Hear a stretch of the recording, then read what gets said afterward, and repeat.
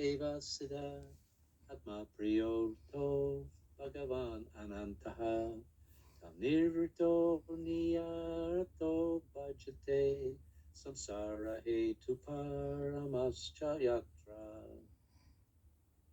Thus, being fixed, one must render service unto the super soul situated in one's own heart by his omnipotency. Omnipotency. Omnipotency. Divya Bhakti, how do you pronounce that word? Omnipotency. Omnipotency. Omnipotency. Thank you.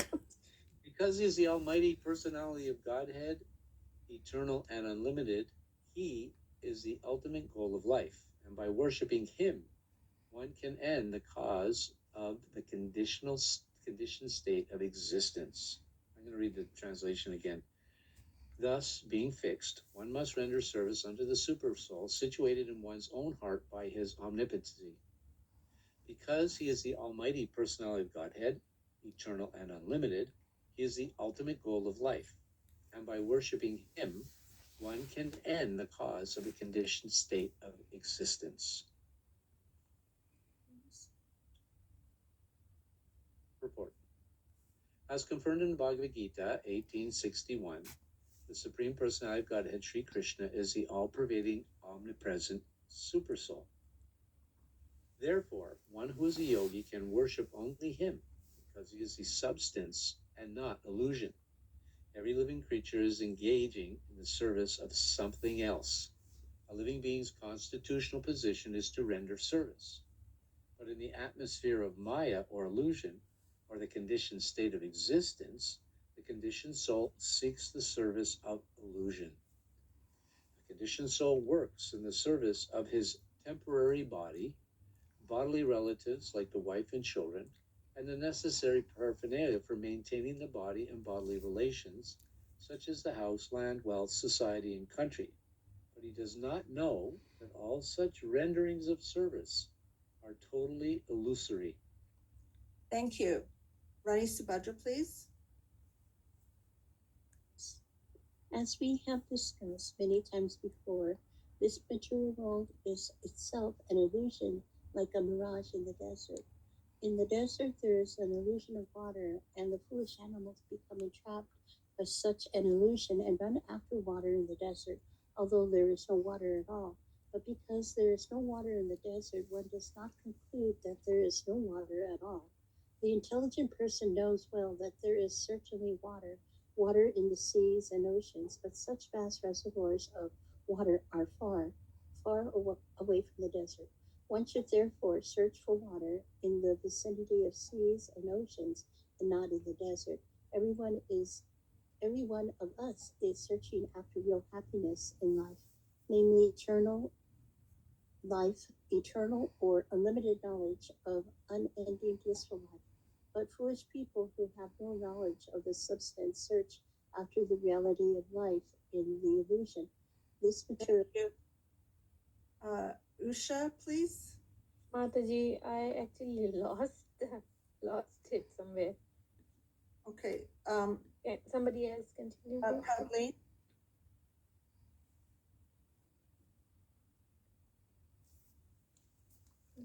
This material body does not endure eternally, and everything in relation with this temporary body, such as the wife, children, society, and country, also changes along with the change of body.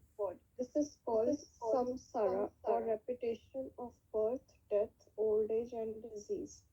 We would like to find a solution for all these problems of life, but we do not know the way.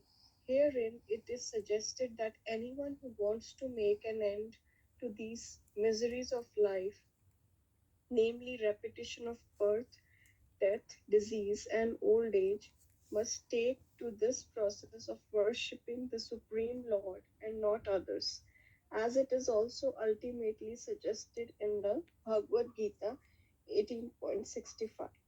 If we at all want to end the cause of our conditioned life, we must take to the worship of Lord Sri Krishna, who is present in everyone's heart by his natural affection, for all living beings who are actually the parts and parcels of the Lord.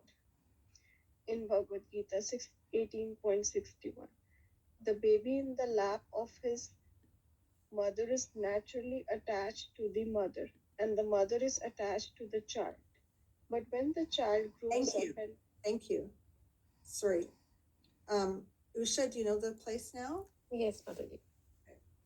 But when the child grows up and becomes overwhelmed by circumstances, he gradually becomes detached from the mother.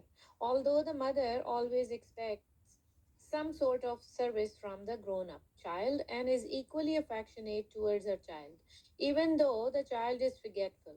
Similarly, because we are all part and parcel of the Lord is always affectionate to us, and He always tries to get us back home, back to Godhead. But we, the conditioned souls, do not care of Him, for Him, and run instead after the illusory bodily connections. We must therefore extricate ourselves from the illusory connections of the world and seek reunion with the Lord, trying to render service unto Him because He is the ultimate truth. Actually, we are hankering after Him as a child seeks the mother. And Thank you, Jesus. Yes. And to search out the Supreme Personality of Godhead, we need not go anywhere else, because Lord is within our hearts. This does not suggest, however, that we should not go to the places of worship, namely the temples, churches, and mosques. Such holy places of worship are also occupied by the Lord, because the Lord is omnipresent. For the common man, these holy places are centers of learning about the science of God. When the temples are devoid of activities, the people in general become uninterested in such places. And consequently, the mass of people gradually become godless, and a godless civilization is the result. Thank you, Victoria. Such a hellish civilization artificially increases the conditions of life, and existence becomes intolerable for everyone. The foolish leaders of a godless civilization try to devise various plans to bring about peace and prosperity in the godless world under a patent trademark of materialism. And because such attempts are illusory only, the people elect incompetent, blind leaders one after another who are incapable of offering solutions. If we want to at all to end this anomaly of a godless civilization, we must follow the principles of revealed scriptures like the Srimad Bhagavatam and follow the instructions of a person like Sri Shukadeva Goswami, who has no attraction for material gain. Thank you.